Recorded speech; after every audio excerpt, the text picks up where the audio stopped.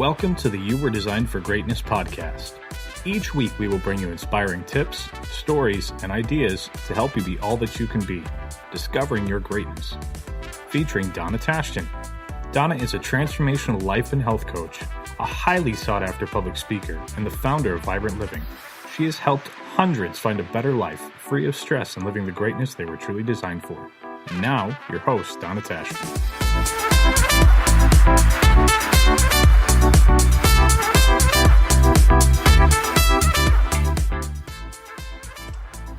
Well, I am excited today to have Rebecca LeClaire with me here, and we have a very similar mindset on helping people succeed. And Rebecca, I wanted to give you an opportunity to share some of your story of what you have experienced and let people get to know you. Say hello. Hello. Thank you for having me today, Donna. I appreciate it. So tell us about you. Sure. So I am the mother of 6 children. Just the reason I do everything I do. Yep. It's for them, take care of them. And I own a media marketing and consulting agency, which I started about 14 years ago as a newly stay-at-home mom because I had twins 14 months after my first child, much to my surprise. Could no longer keep working my corporate job. Out of that, I started my business first as a virtual assistant and then moved into web design and helping startups just getting everything they needed to start their business online. And the name of your business? The name of my business is Startup to Success Media Marketing and Consulting Agency. Awesome. And so how many children do you have? I have 6 children.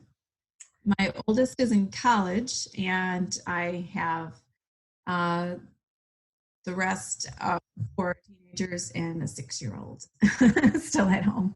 So 4 teenagers and a 6-year-old. I bet you could give some suggestion and help on raising 4 teenagers altogether.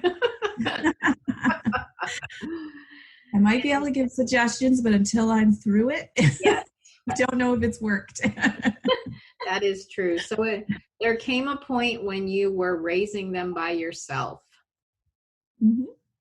And you're smiling now when I'm looking at you as we record this on Zoom, but I have a feeling it was very difficult then. It was very difficult then. It was, unfortunately, one of those things that needed to happen. So a lot of mixed emotions as far as those. But very stressful in because I was in a home that I could not afford, and the custody of all 6 of my children. And, it was just in the mindset of how do I keep a roof over their head? How do I feed them? What am I going to do? Because there's just not enough coming in from either side. So at that time, I had to be able to think clearly. And thankfully, I had a lot of people in my life that gave me great advice, books to read, helped, found a great counselor. And I also had picked up yoga about a year before that and really found that taking the time to take care of myself each day, even just for a half an hour, clear my mind, helped me to then be able to think clearly about what I needed to do. As far as spreading the food out long enough and how am I going to take this business and make it into something that's going to be enough to provide. And being able to think clearly, then I was able to think outside the box, get creative, ask for help, which is another thing that's very important and hard for women to do. Ask for help, find resources, and was able to grow my business into something that I can depend on now. So I don't think we as women celebrate enough the things that we actually accomplish. You are divorced, you are living with you have 6 children you have custody of in a house that is too expensive for what the income you have, and a new basically business. And you have built that all and have taken care of the children. You have a child in college. I mean, come on, girl. You should celebrate. This is, I mean, to be an encouragement to ourselves and celebrate what you have accomplished, and the wisdom that you have that you're sharing with the other people who want to start up businesses. I just love this. I think it is amazing. And I just want to celebrate you for just a minute and commend you for sticking to it. You built something that you can sustain and count on. That is awesome. Thank you. I think you are right about that as far as the celebrating goes. We get so busy in the doing, yes, and making it happen. And when I'm consulting my clients and they get stressed out, what I always encourage them to do, because having walked through with them building their business, I remember everything that they did, where they came from. And so what I always do at that moment is take a deep breath. Now, this week, you're not going to get your homework done. This week, you're just going to do what you can get done. But I want you to look back at the last year and everything you got accomplished since last year. Look how far you've come. Right. Yourself, it's okay. Even when, and with every business, there, especially small businesses, there's ups and downs. You get paid, you don't get paid. I experienced that too. You have to remember that happens. Don't be so hard on yourself. Look back. And that looking back is important for planning too. Planning ahead to have some hardships. And when you do that, then when the hardships come, you can get through it. Right.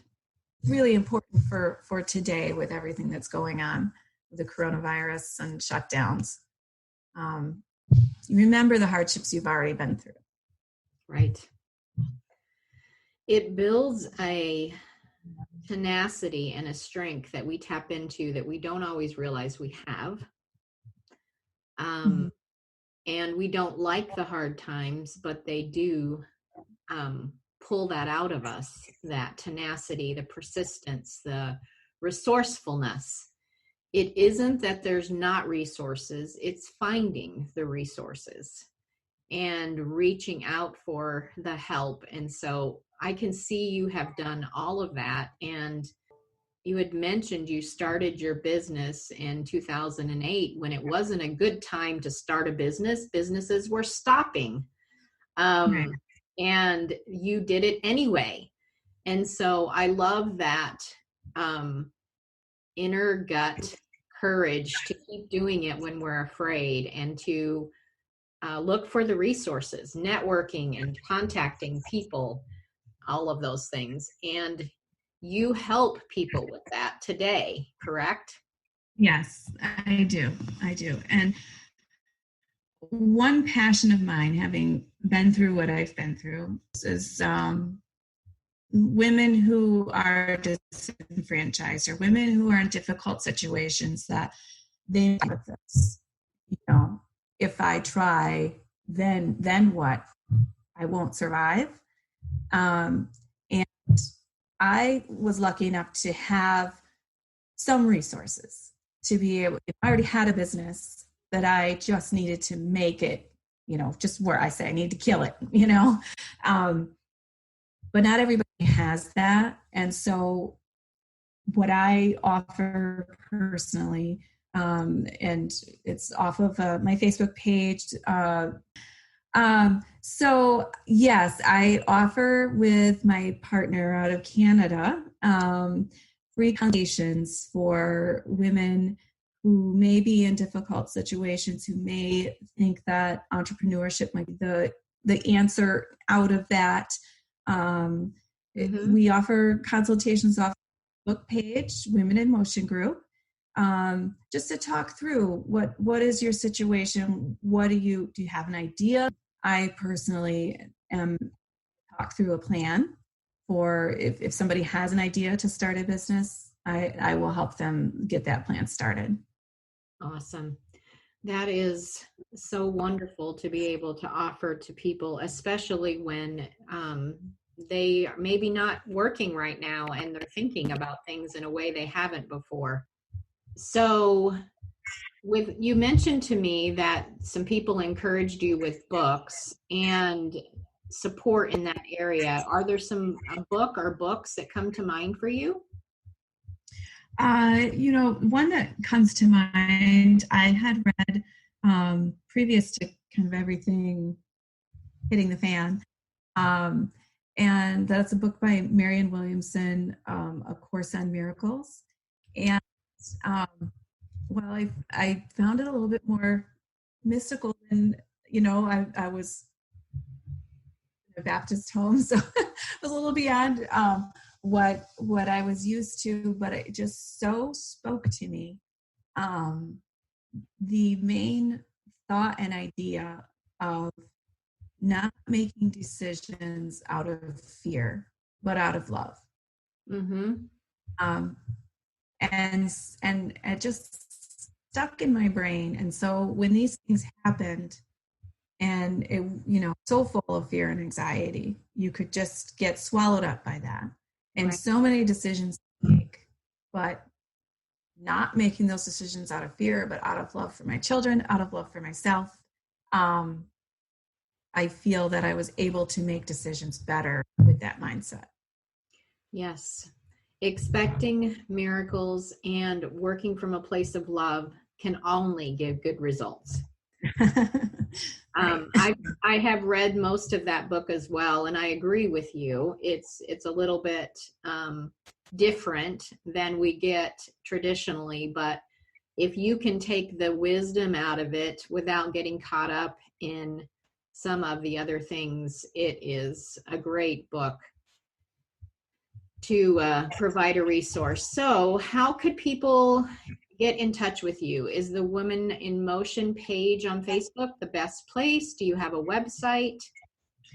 I would say both places. If you're a woman really struggling with some situations in your life and, you'd like to talk to somebody, the Women in Motion group off of Facebook is a great place to go.